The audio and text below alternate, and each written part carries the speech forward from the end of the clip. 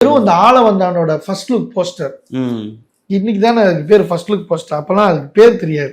இந்த கேசட் விற்கிற கடைகளில் அந்த ஸ்டில் ஒட்டுவாங்க. A4 சைஸ்க்கு ஒரு ஸ்டில் ஒட்டியிருப்பாங்க. கமல் சார் வந்து இப்படி இருப்பார், மொட்டை போட்டு இப்படி ஆர்ம்ஸில் வந்து இதெல்லாம் வச்சு பெரிய கத்திருக்கான். அப்படி பார்த்து அப்படி நிற்பார் அவர். இதை பார்த்துட்டு இது போய் மொட்டை அடிச்சிருச்சு. வீட்டுக்கு சொல்லவே இல்லை. மொட்டை அடிச்சு சும்மாவே இவ்வளோ பெரிய ஆம்ஸ் இருக்குமா, படம்லாம் வரைஞ்சி வச்சு அந்த கத்தி ஒன்று வாங்கி அட்டையில் வெட்டி ரெடி பண்ணி ஆளவந்தான் பாட்டு இன்னிலேருந்து நான் ஆட போகிறேன் அப்படின்னு மொட்டை அடிச்சு வீட்டுக்கு போனால் மாடியிலேருந்து அவங்க வீட்டு மாடியில் இருக்கும். அவங்க அம்மா அப்படியே ஓடி போயிடு.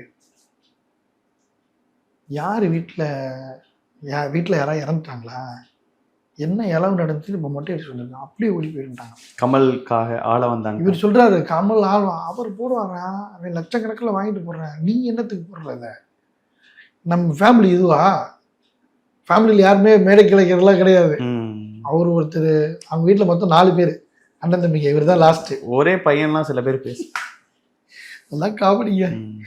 அவர் ஒரே பையன் 3 பையன்லாம் சொல்கிறாங்க. மொத்தம் 4 பேர் அண்ணன் தம்பிங்க. முதல் அண்ணன் வந்து ஆயுர்வேதிக் டாக்டர் இருந்தார், சித்தா டாக்டராக இருந்தார். அவர் இப்போ இல்லை. இன்னொரு அண்ணன் வந்து நல்ல எழுத்தாளர், பிஆர்ஓவாக இருந்தாங்க. நிறைய நம்ம திரைத்துறை மக்களுக்கும் நிறைய ஹெல்ப் பண்ணியிருக்காங்க. சுபகன வேலாயுதம்னு அப்பயே எல்லா விஐபிஸ்க்கும் ரொம்ப பழக்கமானவர், நல்ல பணப்பான்மை கொண்டார். அவரும் இப்போ இல்லை. இப்போ ஒரு அண்ணன் இருக்கார் சிவராமன் சொல்லிட்டு, அந்த அண்ணன் இருக்கார், ரோபசங்கர் இருக்கார். மொத்தம் 4 பேர்.